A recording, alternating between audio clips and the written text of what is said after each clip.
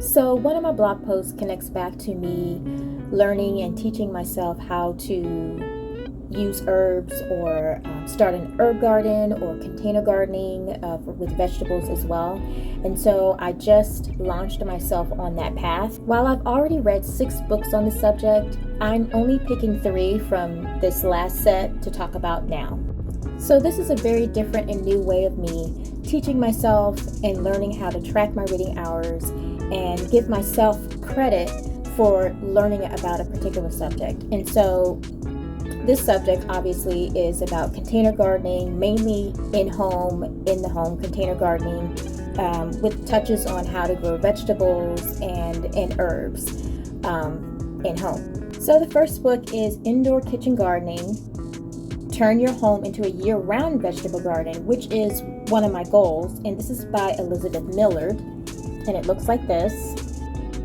And one of the reasons I like this book is because it's really a down-to-earth, obviously in-home way of creating garden spaces within your own home year-round. So anything from herbs, microgreens, to things like planting tomatoes and how to get them to grow indoors. So this book was really good because it really touched on all the things that I was really looking for in an in-home setting. The next book is by Susan Berry, and it's called Kitchen Harvest, A Cook's Guide to Growing Organic Fruit, Vegetables, and Herbs in Containers. So again, there goes that container magic that this book also offers that I got from my local library. And what I really loved about this book is that in each section where she talked about the fruit or vegetable, there was a recipe that was fun and just easy to read. And I just love how the book is spaced out. As you can see, this page here on chart. And I love that it had art illustrated work in it, as well as live pictures of the fruits and vegetables, which gave it a really nice touch. And the third book is by Sue Goetz, Complete Container Herb Gardening, Design and Grow Beautiful, Bountiful Herb-Filled Pots. So this is what that book looks like. And what I really loved about this book is that she goes into great detail about how to choose your pots, the kind of pots you choose, what to use them for, and her entire landscape of her garden, they're all in containers, and they're all, indoor, outdoor, but most of it was outdoor. And she goes into how she designs the spaces, and it's lots of design detail in here. So this one's a little bit more advanced from where I am right now, but it was great to look at this and get like a visual picture of what I would want to do in the future. So as I'm going through these books, I don't worry so much about trying to read everything word for word, because I recognize that the more that I pick up other books that are on gardening, herbs, etc., some of the same topics will come back over and over again.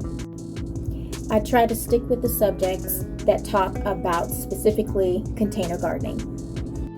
Another thing that I do is I use a project management app. You don't have to do that, but I use that as a way of helping me to track and monitor progress in anything that I try to do physically. Like when I was planting seeds, I would document that this is the seed I planted, this is how much it's grown, or it didn't work out and I scratched the whole project. So those details I capture as well. You can do that in a notebook, or you can throw it in a project management tool. If there's a book that I'm looking through and reading and I find that I have a heavily invested interest in a lot of the subject matter and I'm reading a little bit more thoroughly, then what I would do is average out the highest amount of reading hours for that book that ChatGPT and I figured out.